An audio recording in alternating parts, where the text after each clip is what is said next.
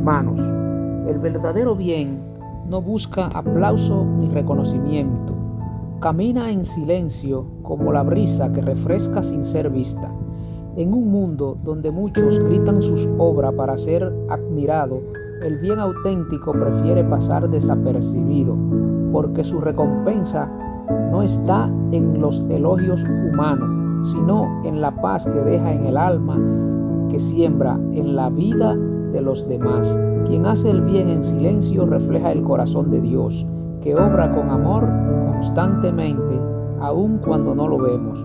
Por eso, no te preocupes si nadie te aplaude cuando ayudas. Perdona y sirve, ya que Dios lo ve y eso basta. Recuerda, el bien no hace ruido, pero su eco resuena eternamente. Sigue adelante, sigue confiando. Dios te bendiga.